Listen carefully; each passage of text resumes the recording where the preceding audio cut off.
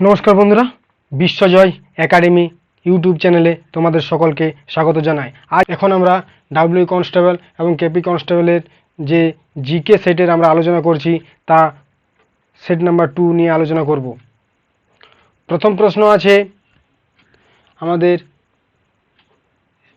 প্রশ্ন আছে রাজ্যসভার কোরামের জন্য ন্যূনতম কতজনের উপস্থিতি প্রয়োজন। তো আমাদেরকে প্রথমে জানতে হবে কোরাম শব্দটির মানে কি। কোরাম যে শব্দটি আছে, কোরাম শব্দটির মানে কি? তো কোরাম বলতে আমরা কি বুঝি? কোরাম বলতে বোঝায় একটি হাউজিং মিটিং হওয়ার জন্য উপস্থিত থাকা আবশ্যক সদস্যদের সংখ্যাকে। একটি হাউজিং মিটিং হওয়ার জন্য উপস্থিত থাকা সদস্যদের সংখ্যাকে বোঝায়। সংবিধানের 189/3 ধারা অনুযায়ী কোরামে সভা গঠনের জন্য কোরাম সদস্য সংখ্যা হবে 10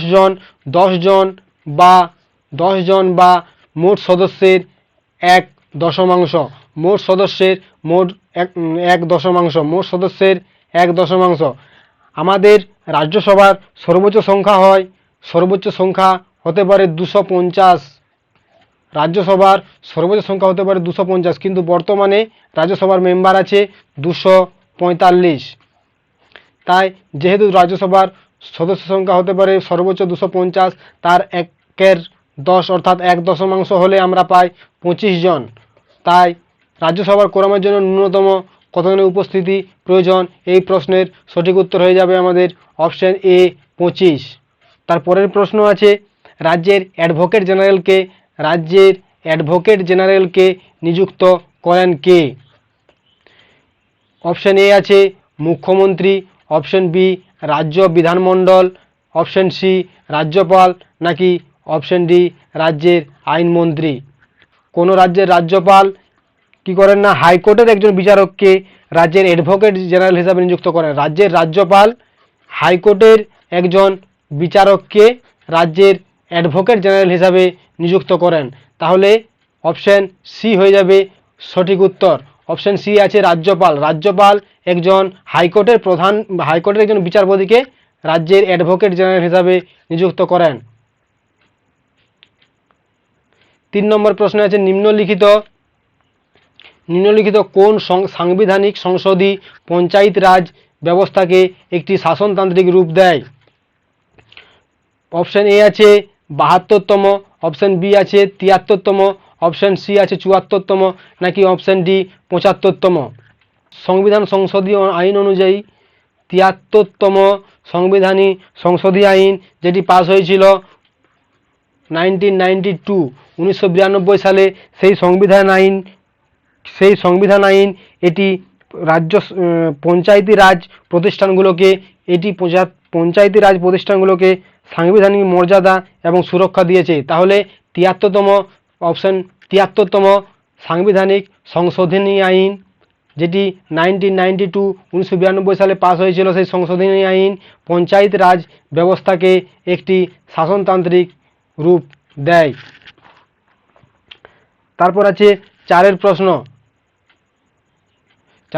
আছে রাজ্য পাবলিক সার্ভিস কমিশনের সদস্য পদের নিযুক্ত করেন কে? এর উত্তর হয়ে যাবে অপশন এ ভারতের রাষ্ট্রপতি, নাকি অপশন বি ভারতের প্রধানমন্ত্রী, নাকি অপশন সি রাজ্যপাল, নাকি অপশন ডি এদের কেউ নয়। রাজ্য পাবলিক সার্ভিস কমিশনের সদস্যদের নিযুক্ত করেন অপশন সি রাজ্যপাল আমাদের রাজ্য পাবলিক সার্ভিস কমিশনের সদস্যদের নিযুক্ত করে থাকেন। 5 নম্বর প্রশ্নে কি বলেছে? কোনো নাগরিককে লোকসভার সদস্য হতে হলে অন্তত কত বছর বয়স্ক হতে হবে? ন্যূনতম বয়স জানতে চেয়েছে। ন্যূনতম বয়স কত? অপশন এ আছে 21, অপশন বি আছে 25, নাকি অপশন সি 30, নাকি অপশন ডি 35। তো আমরা কি জানি? আমরা জানি যে লোকসভা সদস্য হতে গেলে ন্যূনতম বয়স হতে হয় 25 বছর, এবং রাজ্যসভার সদস্য হতে হলে ন্যূনতম বয়স হতে হয় 30 বছর। কোনো রাজ্যের রাজ্যপাল হতে হলে ন্যূনতম বয়স হতে হয় 35 বছর। এবং কি এবং বিধানসভা সদস্য বিধানসভা সদস্য অর্থাৎ এমএলএ হতে হলে ন্যূনতম বয়স হতে হয় 25 বছর। তাহলে অপশন বি হয়ে যাবে আমাদের সঠিক উত্তর। অপশন বি হয়ে যাবে আমাদের সঠিক উত্তর। 6 নম্বর প্রশ্নে কি বলেছে? 6 নম্বর প্রশ্নে বলেছে রাজ্যসভার সাবেক চেয়ারম্যান হলেন কে? রাজ্যসভার সাবেক চেয়ারম্যান হলেন কে? অপশন এ আছে রাষ্ট্রপতি, অপশন বি আছে উপরাষ্ট্রপতি, অপশন সি আছে প্রধানমন্ত্রী, নাকি অপশন ডি উপরের কেউ নন। নাকি উপরাষ্ট্রপতি হলেন রাজ্যসভার বা উচ্চকক্ষের স্পিকার। উপরাষ্ট্রপতি কে হচ্ছেন? উপরাষ্ট্রপতি হচ্ছেন রাজ্যসভা বা বা রাজ্যসভার বা উচ্চকক্ষের স্পিকার। রাজ্যসভার বা উচ্চকক্ষের স্পিকার। রাজ্যসভার বা উচ্চকক্ষের স্পিকার। এবং রাজ্যসভা ও উচ্চকক্ষের স্পিকার। তাহলে রাজ্যসভার সাবেক চেয়ারম্যান কে? রাজ্যসভার সাবেক চেয়ারম্যান হচ্ছে আমাদের অপশন বি সঠিক উত্তর, রাষ্ট্রপতি। রাষ্ট্রপতি হচ্ছে আমাদের রাজ্যসভার সাবেক চেয়ারম্যান। উচ্চকক্ষ হচ্ছে কি? উচ্চকক্ষকে আমরা জানি কি? উচ্চকক্ষ হচ্ছে রাজ্যসভা এবং নিম্নকক্ষ হচ্ছে লোকসভা। তাহলে এই প্রশ্নের সঠিক উত্তর হয়ে গেল রাজ্যসভার সাবেক চেয়ারম্যান হলেন অপশন বি উপরাষ্ট্রপতি, সঠিক উত্তর। 7 নম্বর প্রশ্ন। 7 নম্বর প্রশ্নে কি বলেছে? দক্ষিণ 2021 পশ্চিমবঙ্গে এক্সপোর্ট প্রসেসিং জোন অর্থাৎ ইপিজি এর কার্যাবলীর সূত্রপাত ঘটে কোথায়? কার্যাবলীর সূত্রপাত ঘটে কোথায়? অপশন এ আছে রায়চকে, অপশন বি আছে ফলতায়, অপশন সি আছে কাকদ্বীপ, নাকি অপশন ডি হলদিয়া। এই প্রশ্নের সঠিক উত্তর হয়ে যাবে আমাদের অপশন বি ফলতায়। অপশন বি ফলতা আমাদের হয়ে যাবে সঠিক উত্তর। তারপরে প্রশ্ন কি আছে? 8এর প্রশ্ন। 8এর প্রশ্ন আছে পশ্চিমবঙ্গ সরকারের স্বাস্থ্যসাথী প্রকল্পের বিমা প্রিমিয়ামের কত শতাংশ রাজ্য সরকার বহন করে? পশ্চিমবঙ্গ সরকারের স্বাস্থ্যসাথী প্রকল্পের বিমা প্রিমিয়ামের কত শতাংশ রাজ্য সরকার বহন করে থাকেন? অপশন এ আছে 50%, অপশন বি আছে 75%, অপশন সি 100%, না অপশন ডি ওপরের কোনোটি নয়। এই যে স্বাস্থ্যসাথী যে প্রকল্প থাকে, এই প্রকল্পের বিমা প্রিমিয়ামের 100%, এই বিমা প্রিমিয়ামের 100%ই রাজ্য সরকার বহন করে থাকে। এই স্বাস্থ্যসাথী প্রকল্পে কি হয় না, স্বাস্থ্যসাথী প্রকল্প একটি কার্ড যে থাকে, একটি কার্ডের মেয়াদ থাকে 1 বছর এবং প্রতি বছর দিয়ে থাকে রাজ্য সরকার।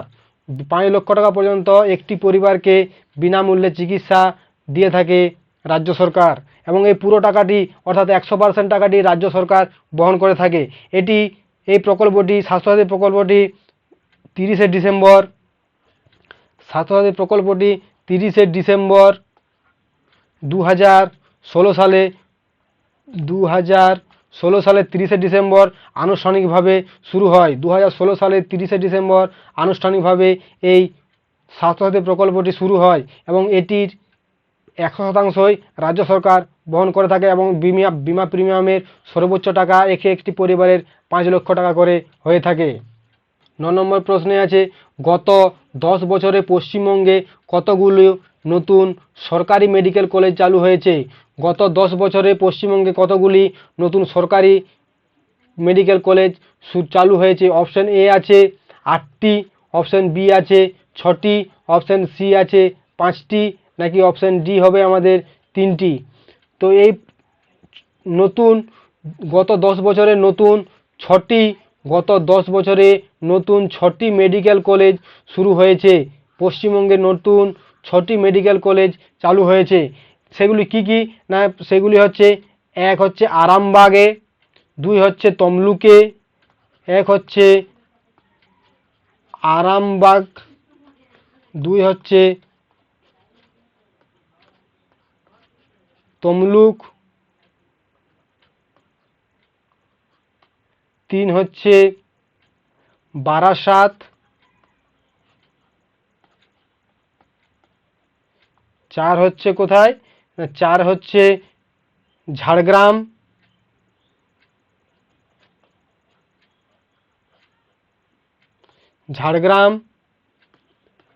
5 হচ্ছে কোথায়, 5 হচ্ছে উলুবেড়িয়াতে, এবং 6 নম্বরে আছে জলপাইগুড়ি।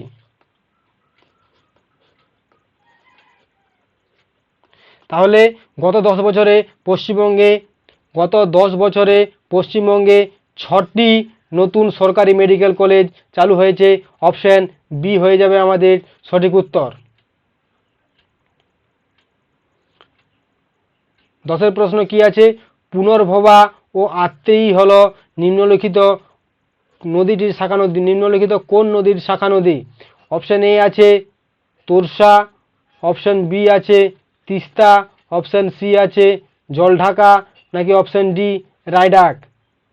এই প্রশ্নের সঠিক উত্তর হয়ে যাবে পুনর্ভবা ও আত্রেয়ী হলো নিম্নলিখিত কোন নদীর শাখা নদী? না, এই প্রশ্নের সঠিক উত্তর হয়ে যাবে তিস্তা। তিস্তা নদীর শাখা নদী হলো পুনর্ভবা ও আত্রেয়ী। তোরসা নদীর শাখা নদী আছে যে সেটির নাম কি বুড়ি তোরসা। তিস্তা নদীর যে শাখা নদীটি আছে তার নাম বুড়ি তোরসা। তাহলে আমরা কি কি জানলাম এখান থেকে, প্রশ্নটা থেকে? না, পুনর্ভবা ও আত্রেয়ী নদীর নিম্নলিখিত শাখা নদী অর্থাৎ তিস্তা নদীর শাখা নদী হলো আত্রেয়ী ও পুনর্ভবা, এবং তোরসা নদীর শাখা নদী হলো বুড়ি তোরসা। 11 প্রশ্নটি আছে, পশ্চিমবঙ্গ সরকারের সবুজ সাথী প্রকল্পে সরকারি পোষিত মাদ্রাসা বিদ্যালয়ের কোন শ্রেণীতে পাঠরত ছাত্রছাত্রীদের এই সাইকেল বিতরণ করা হয়?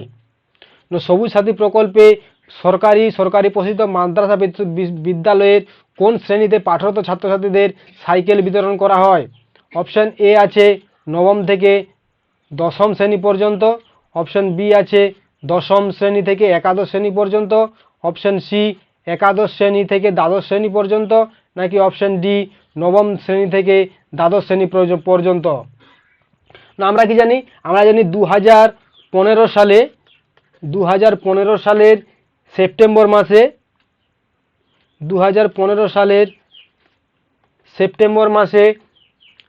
মাসে আনুষ্ঠানিকভাবে এই সবুজ সাথী প্রকল্পের 2015 সালের সেপ্টেম্বর মাসে আনুষ্ঠানিকভাবে এই সবুজ সাথী প্রকল্পের সূচনা হয়ে থাকে। এই সূচনা হয়েছিল 2015 সালের সেপ্টেম্বর মাসে এই সবুজ সাথী প্রকল্পের সূচনা হয়েছিল। এই সবুজ সাথী প্রকল্পের প্রধান লক্ষ্য কি ছিল? প্রধান লক্ষ্য ছিল প্রধানত ছাত্রীদের ক্ষমতা বৃদ্ধি এবং উচ্চশিক্ষার ক্ষেত্রে স্কুল ছুটের হার কমানো। উচ্চশিক্ষার ক্ষেত্রে স্কুল ছুটদের হার কমানো, অর্থাৎ স্কুল ড্রপ। নবম শ্রেণী থেকে দ্বাদশ শ্রেণী পর্যন্ত এই সাইকেল বিতরণ করা হয়ে থাকে। নবম শ্রেণী থেকে দ্বাদশ শ্রেণী পর্যন্ত এই সবুজ সাথী প্রকল্পে সাইকেল বিতরণ করা থাকে। অর্থাৎ এই প্রশ্নের সঠিক উত্তর হয়ে যাবে অপশন ডি। 12 প্রশ্ন কি আছে, সুন্দরবনের সীমানা নির্দেশ করেছিলেন কে? সুন্দরবনের সীমানা নির্দেশ করেছিলেন কে? অপশন এ আছে হ্যামিল্টন সাহেব, অপশন বি আছে মেজর উইলিয়াম টলি, না অপশন সি স্কট, নাকি অপশন ডি ড্যাম্পিয়ার ও হজেস? এই প্রশ্নের সঠিক উত্তর হয়ে যাবে অপশন ডি ড্যাম্পিয়ার ও হজেস। সুন্দরবন বিশ্বের বৃহত্তম বদ্বীপ। সুন্দরবন হচ্ছে কি?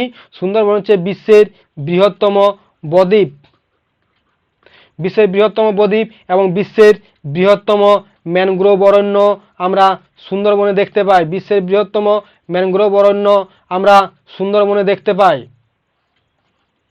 এবং বিশ্বের বৃহত্তম বদ্বীপ হচ্ছে সুন্দরবন। ড্যাম্পিয়ার ও হজেস লাইনটি ভারতের সুন্দরবনের ইকো অঞ্চলকে নির্দেশ করে। ড্যাম্পিয়ার ও হজেস লাইন অর্থাৎ ড্যাম্পিয়ার ও হজেস যে সীমানা নির্দেশ করেছিলেন তাকে আমরা বলি ড্যাম্পিয়ার ও হজেস লাইন। ড্যাম্পিয়ার ও হজেস লাইন এটি কি? সুন্দরবনের ইকোসিস্টেমকে নির্দেশ করে। এটি সুন্দরবনের ইকোসিস্টেমকে নির্দেশ করে। ড্যাম্পিয়ার ও হজেস লাইন সুন্দরবনের ইকোসিস্টেমকে নির্দেশ করে। তাহলে 12 সঠিক উত্তর হয়ে যাবে কি? 12 ডি হয়ে যাবে আমাদের সঠিক উত্তর, ড্যাম্পিয়ার ও হজেস লাইন। ভারতের বৃহত্তম বায়ু শক্তি উৎপাদন কেন্দ্র কোথায় অবস্থিত? ভারতের বৃহত্তম বায়ু শক্তি উৎপাদন কেন্দ্র অবস্থিত অপশন এ তামিলনাড়ুতে, অপশন বি অন্ধ্রপ্রদেশে, অপশন সি মহারাষ্ট্রে, নাকি অপশন ডি আছে আমাদের গুজরাটে। কোথায় অবস্থিত? না, আমরা কি জানি? আমরা জানি যে তামিলনাড়ুতে মোট বায়ু ইনস্টল ক্ষমতা, তামিলনাড়ুতে এই বৃহত্তম বায়ু শক্তি উৎপাদন কেন্দ্রটি অবস্থিত। তামিলনাড়ুতে এই বৃহত্তম বায়ু শক্তি উৎপাদন কেন্দ্রটি অবস্থিত এবং এটির মোট বায়ু ইনস্টল ক্ষমতা, এখানে যে প্রকল্প বায়ু শক্তি উৎপাদন কেন্দ্রটি অবস্থিত এর মোট বায়ু ইনস্টল ক্ষমতা কত? 7633 মেগাওয়াট। 7633 মেগাওয়াট।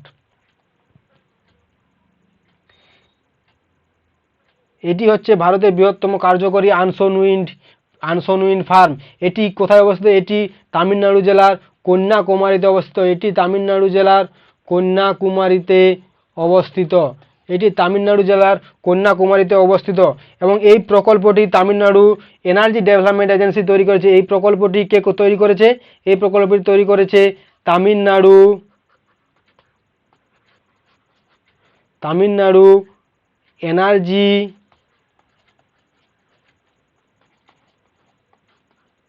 Development agency. এই প্রকল্পটি তৈরি করেছে কে? Tamil Nadu development Tamil Nadu energy development agency. তারপরের প্রশ্নটি কি আছে? তারপরের প্রশ্নটি আছে ভারতের সর্ববৃহৎ হিমবাহ কোনটি? ভারতের সর্ববৃহৎ হিমবাহ কোনটি? ভারতের সর্ববৃহৎ হিমবাহ হলো অপশন এ পিন্ডারি, না option b Gangotri, option c নাকি সিয়াচেন, নাকি অপশন ডি হিসপার। এই ভারতের সর্ববৃহৎ যে হিমবাহ সেটি হচ্ছে ভারতের কারাকোরাম পর্বত শ্রেণীর মধ্যে অবস্থিত। ভারতের সর্ববৃহৎ হিমবাহটি কারাকোরাম পর্বত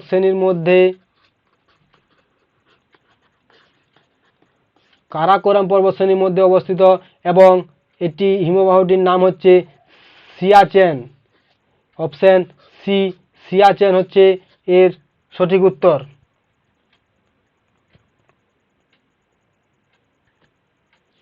তারপরের প্রশ্ন অর্থাৎ 15 নম্বর প্রশ্ন কি আছে? 15 নম্বর প্রশ্নতে আছে নর্মদা বাঁচাও আন্দোলনকে নেতৃত্ব দিয়েছিলেন কে? নর্মদা বাঁচাও আন্দোলনকে নেতৃত্ব দিয়েছিলেন কে? এর সঠিক উত্তর আমরা সবাই জানি। এর সঠিক উত্তর হচ্ছে অপশন বি মেধা পাটেকর। এই নর্মদা আন্দোলন কত সালে হয়েছিল? নর্মদা বাঁচাও আন্দোলন হয়েছিল 1985 সালে। 1985 সালে এই নর্মদা বাঁচাও আন্দোলন হয়েছিল। এর মূল লক্ষ্য কি ছিল? এর মূল লক্ষ্য ছিল নর্মদা নদীর উপর নির্মিত বা প্রক্রিয়াধীন বড় বাঁধের বিরুদ্ধে। এর মূল লক্ষ্য ছিল যে নর্মদা নদীর উপর যে বড় নির্মিত বা প্রক্রিয়াধীন যে বড় বাঁধগুলো আছে তার বিরুদ্ধে 1985 সালে মেধা পাটেকর নর্মদা বাঁচাও আন্দোলন শুরু করেছিলেন। তারপরে 16 নম্বর প্রশ্নটি কি আছে আমরা দেখে নিই। 16 নম্বর প্রশ্নটি আছে 2014 সালে শুরু হওয়া ভারত সরকারের নমামি গঙ্গে প্রকল্পটি হলো কি? প্রকল্পটির মূল লক্ষ্য কি বা প্রকল্পটি কি নিয়ে আলোচনা করা হয় বা প্রকল্পটি মূল কাজ কি? অপশন এ আছে গঙ্গার আরাধনা করা হয়, নাকি অপশন বি গঙ্গা থেকে খালসেচ, অপশন সি গঙ্গার সাথে নদীর সংযুক্তি, নাকি অপশন ডি গঙ্গার পরিচ্ছন্নতা জাতীয় মিশন। এই প্রকল্পটি হলো অপশন ডি গঙ্গা পরিচ্ছন্নতা জাতীয় মিশন। এই প্রকল্পটি সঠিক উত্তর হয়ে যাবে অপশন ডি গঙ্গা পরিচ্ছন্নতার জাতীয় মিশন। এই প্রকল্পটি অনুযায়ী 2023 থেকে 2026 সাল পর্যন্ত 2023 থেকে 2026 সাল পর্যন্ত প্রায় 22,500 কোটি টাকা 22,500 কোটি টাকা খরচ করে এই প্রকল্পটি 2023 থেকে 2026 সালের পর্যন্ত এই প্রকল্পটি চলবে এবং এতে প্রায় খরচ হবে এবং এতে খরচা হবে 22,500 কোটি টাকা। তাহলে এর সঠিক উত্তর হয়ে যাবে অপশন ডি, গঙ্গার পরিচ্ছন্নতা জাতীয় মিশন। তারপরে প্রশ্ন কি আছে, 17 নম্বর প্রশ্নটি আছে, কোষের শক্তিঘর বলা হয় কাকে? কোষের শক্তিঘর বলা হয় কাকে? অপশন এ আছে নিউক্লিয়াস, অপশন বি আছে লাইসোসোম, অপশন সি আছে মাইটোকন্ড্রিয়া, নাকি অপশন ডি ডিএনএ। তো আমরা জানি কি, আমরা জানি নিউক্লিয়াসকে বলা হয় কোষের মস্তিষ্ক। কোষের মস্তিষ্ক বলা হয়, নিউক্লিয়াসকে বলা হয় কোষের মস্তিষ্ক। কোষের মস্তিষ্ক বলা হয় নিউক্লিয়াসকে, এবং লাইসোসোমকে বলা হয় আত্মঘাতী থলি। কোষের আত্মঘাতী থলি বলা হয়, কোষের আত্মঘাতী